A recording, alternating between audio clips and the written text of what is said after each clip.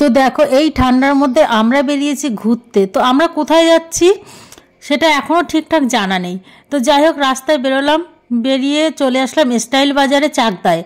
তো চাকদায় স্টাইল বাজারে এসে আগে আমার বর কিনলো জামা কাপড়, বলে আমি ঘুরতে যাচ্ছি জামা কাপড় কিনবো না। তো এদিকে ট্রেনের সময় হয়ে যাচ্ছে, তো ঝটপট করে কয়েকটা জামা প্যান্ট যেখান থেকে নিয়ে নিল দেখো।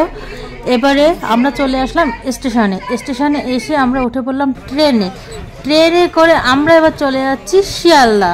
তারপরে তোমাদের সঙ্গে শিয়ালদায় দেখা হবে। তো আমরা চলে এসেছি শিয়ালদা। আর শিয়ালদা আস্তে আস্তে আমার বর আমার কাছে জিজ্ঞাসা করছে কোথায় যাবে ঘুরতে। আমি বললাম চলো দীঘা যাই। তো বলছে না দীঘায় তো 3-4 বার গেছি, আর দীঘায় যেতে ইচ্ছে করছে না। তো আমি বললাম তুমি কোথায় যাবে? তো বললো চলো দার্জিলিং যাই। কারণ আমরা কোনোদিন এখনও দার্জিলিংয়ে যাইনি। তো দার্জিলিং মেলটা ছিল 10:35-এ। তো দেখো আমাদের তো টিকিট কাটা ছিল না আগে থেকে। তো জেনারেলে উঠেছিলাম, জেনারেলের লাইনটা অনেকটাই ছিল, মানে এই যে লাইনটা অনেক লাইন ছিল। তো উঠে পড়লাম জেনারেলে, উঠে একদম উপরের সিটে চলে গেলাম, কারণ নিচেই বসার জায়গা ছিল না। আর উঠে এত গরম লাগছিল যে ছোটো মেয়ের সোয়েটারটা খুলে ফেললো। আর আমরা এই যে উঠে বসেছিলাম উপরে, আর নিচে ছিল অনেকগুলো ছেলে পেলে। কী করবে ওরা বসে বসে জেনারেলে, তো বসে বসে গান বাজনা করছিল। আর আমি ছিলাম একদম উপরে। তো ওঠার সময় আমি বিরিয়ানি নিয়ে উঠেছিলাম। তো উঠে বিরিয়ানিটা খেয়ে নিলাম, খেয়ে তারপরে এখন উপরেই শুয়ে পড়বো। গাড়িটা লেট ছিল বলে পরের দিন সকালবেলা আমাদের নামতে একটু লেট হয়ে গেল, প্রায় আমাদের 9টা 9:30 বেজে গেছিলো। তো নামলাম, ঠান্ডা যথেষ্ট লাগছিল। তো সকালবেলা উঠে ওখানেই দাঁত ব্রাশ করলাম স্টেশনে দাঁড়িয়ে, আর সবাই কফি খেয়ে নিলাম।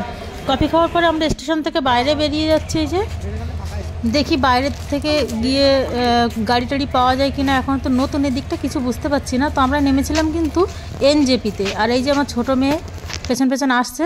তো আসলাম এই যে গাড়ির ধারে। এখানে বাবা গাড়িতে মানে দালাল বলতে গেলে, এই গাড়িতে এসো ওই গাড়িতে এসো, এত টাকা অত টাকা, মানে এসে কী বলবো, যেখানেই যাও দালাল সিস্টেম এরকম। তো যাই হোক একটা ছোটো গাড়ি করলাম।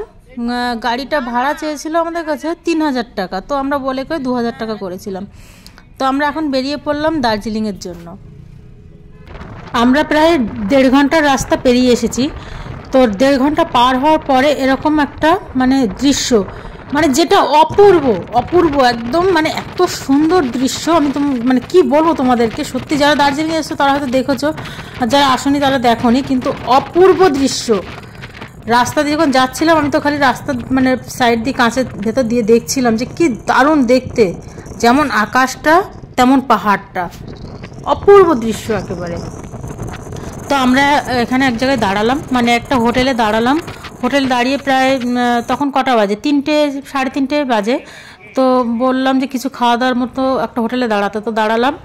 তো এই যে এখানটা বেশিরভাগ রুটি পরোটা এইসবগুলোই পাওয়া যায়।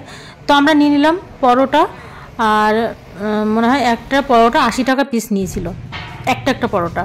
তো পরোটা দিয়েছিল, সঙ্গে সোয়াবিনের কি বলে ওটাকে, রাজমার তরকারি দিয়েছিল। আর পরোটা নিয়েছিলাম। তো এই যে এই হোটেলটা গেছিলাম, তো হোটেলের উপর দিয়েও এই যে পর্দাটা সরিয়ে দেখলাম, মানে হোটেলটা উপরে, তো নিচের যে দৃশ্যটা সেটাও খুব সুন্দর লাগছিল। এই যে দেখো তোমরা। আর এই যে তোমাদেরকে দেখাচ্ছি, এটা হচ্ছে লাচ্চা পরোটা। আর এই হচ্ছে গিয়ে রাজমার তরকারি, দেখতেই পাচ্ছ তরকারিটা কীরকম। আর যাই হোক সঙ্গে ছিল একটু আলু ভাজা। তো আমরা ওখান থেকে খেয়ে দিয়ে আবার বেরিয়ে পড়লাম দার্জিলিংয়ের দিকে। তো এখন বাজে সবে 4টে। তো দেখো এত কুয়াশা পড়েছে যে রাস্তায় কিছু দেখা যাচ্ছে না, এত পরিমাণে কুয়াশা। আর এই হচ্ছে টয় ট্রেন, এটা হচ্ছে দার্জিলিং ভ্রমণের জন্য। তো আমরা টয় ট্রেনের টিকিটটা করেছিলাম না বলে উঠতে পারিনি, যাই হোক ওটা পরে বলছি। তো এটা হচ্ছে টয় ট্রেন। এই যে দেখো এটা পুরো দার্জিলিংটা ঘুরে দেখায়। আর কুয়াশাটা দেখো কি পরিমাণে কুয়াশা পড়েছে। তো যাই হোক আমরা শেষ পর্যন্ত দার্জিলিং পৌঁছে গেলাম। আর একটা হোটেলও করে নিলাম।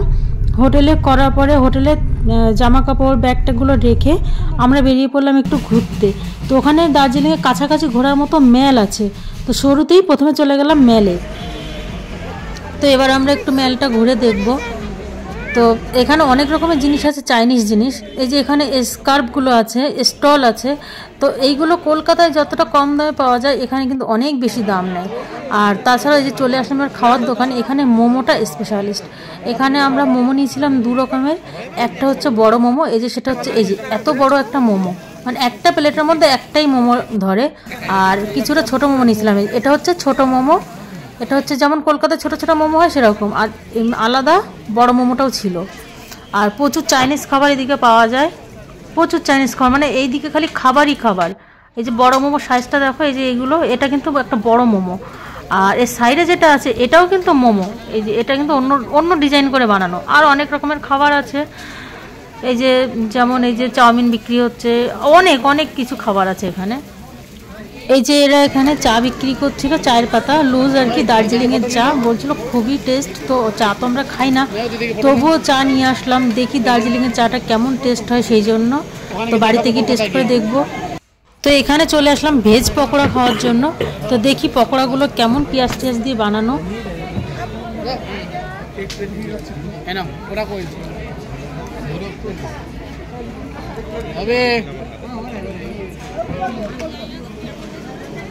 এখানে মোটামুটি ভালো ভালো জিনিস পাওয়া যাচ্ছিল, কিন্তু দাম মানে জিনিস অনুযায়ী দামটা অতিরিক্ত বেশি বলছিল, এই জন্য আর কিছু নিতে পারলাম না।